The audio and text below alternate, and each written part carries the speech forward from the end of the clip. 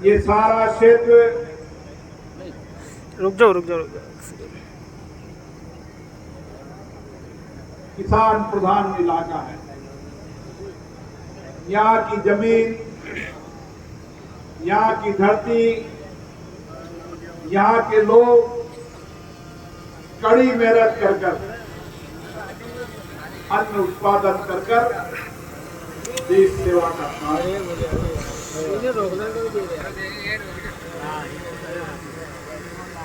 चाहे तपती गर्मी हो, बरसात हो, सर्दी हो, हर मौसम के अंदर कठिन परिश्रम के आधार पर भारत के अन्नदाता के रूप में आप इस देश की पूरी सेवा का काम कर रहे हैं। और आपका बेटा देश की सीमा पर देश की रक्षा करने का काम कर रहा है। आज भारत को गौरव है,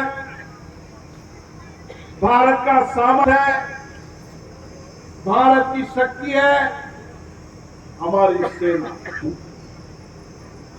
और इसीलिए आज भारत का इतना सामर्थ्य है, कोई पड़ोसी देश हमारे यहां पर आतंकवाद फैलाने की कोशिश करेगा तो उसको उसके घर में जाकर ही मारा जाएगा। ये हमारी भारतीय सेना का दुनिया ने भारत की सेना का सामर्थ्य देखा है।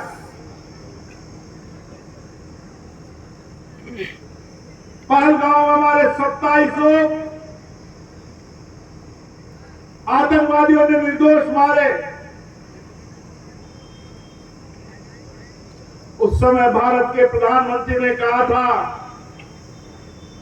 कि आतंकवादियों को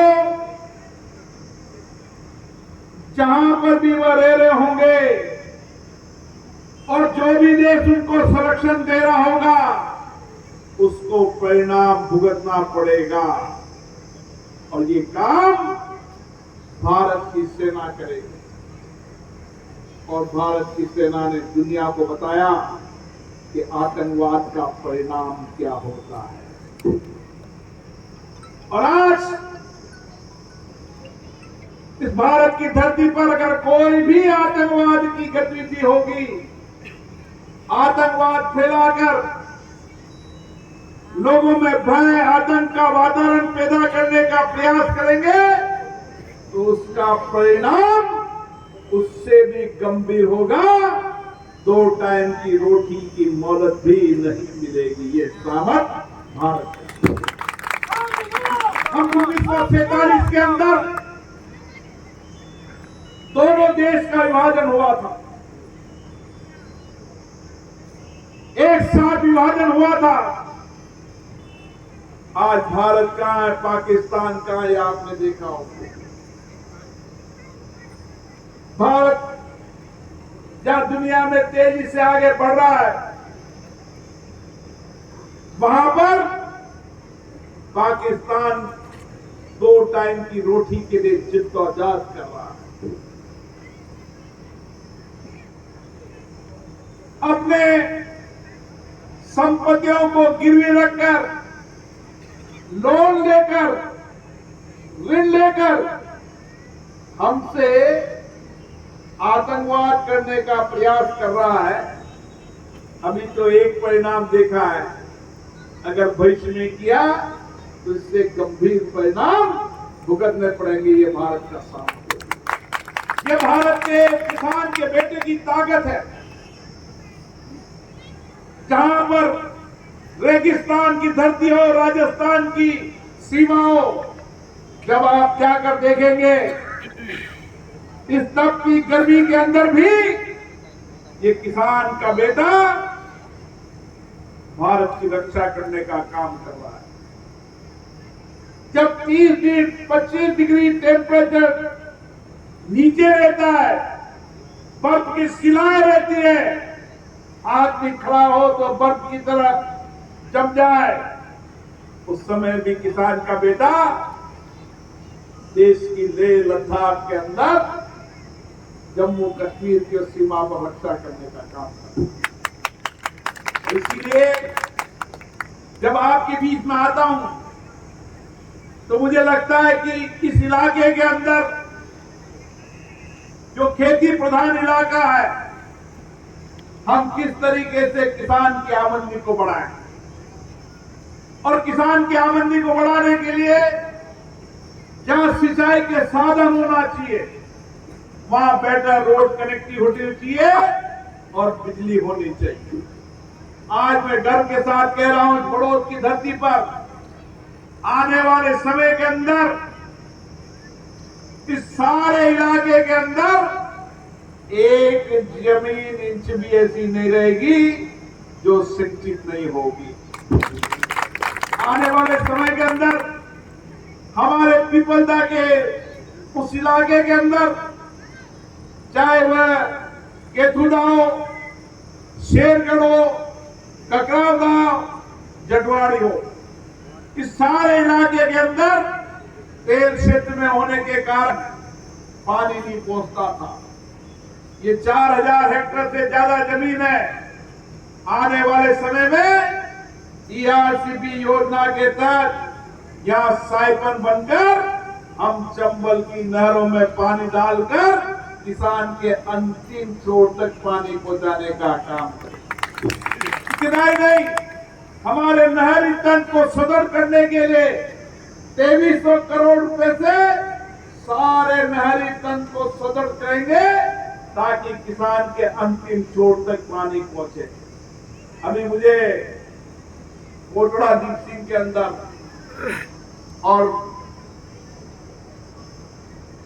आगे के गांव के लोग मिले थे। उन्होंने कहा फतेहपुर के आसपास के इलाके के अंदर भी बहुत सारा इलाका है, उस इलाके के अंदर भी अभी पानी नहीं पहुंच रहा है। मैंने सिंचाई विभाग के अधिकारियों को कहा है इसका सर्वे करो।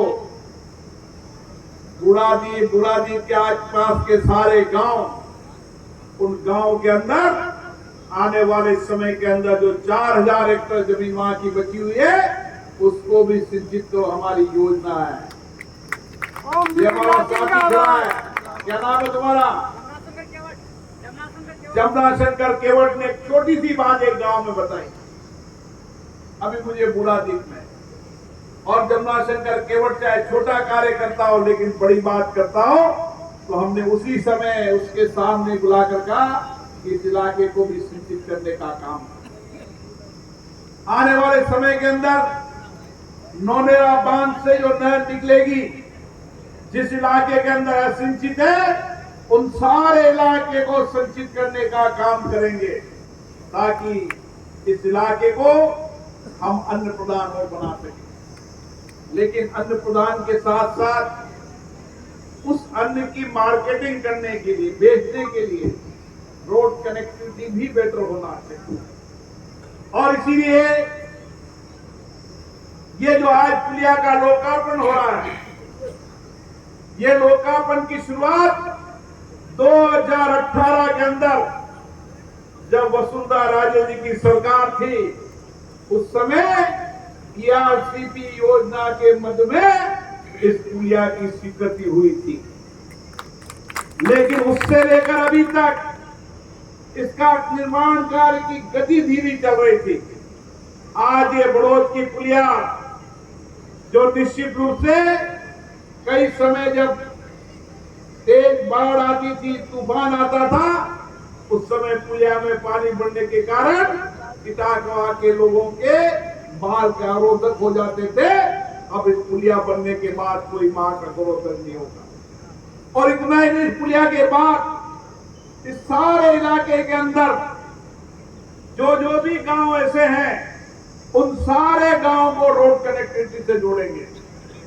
और इसीलिए 100 करोड़ की लागत से सारे मिसिंग लिंक को जोड़कर एक रोडवे का ऐसा ढांचा तैयार करेंगे ताकि वह आने वाले समय के अंदर इस इटावा के रोड से भी जुड़ सके और हमारे 8 लाइन रोड से बंबई दिल्ली के कॉरिडोर से भी शुरू करेंगे।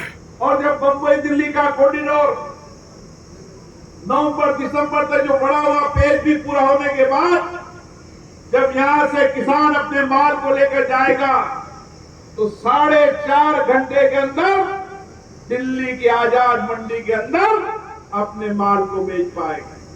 यहां से चलेगा तो बंबई के अंदर 7.5 घंटे के अंदर अपने माल को बेच देगा। जो माल, जो फल उद्यान, जो सब्जी अभी यहाँ का किसान नहीं करता है, आने वाले समय के अंदर यहाँ का किसान सब्जी भी करेगा, फल उद्यान भी लगाएगा और कोटा की रेट और दिल्ली और बंबई की रेट में डबल रेट में बेचकर सुबह 4 बजे चलेगा, 9 बजे बेचकर शाम को 4 बजे कर घर आकर सो जाएगा। ये रोड कनेक्टिविटी की ताकत। आप देखो जहां जहां भी रोड कनेक्टिविटी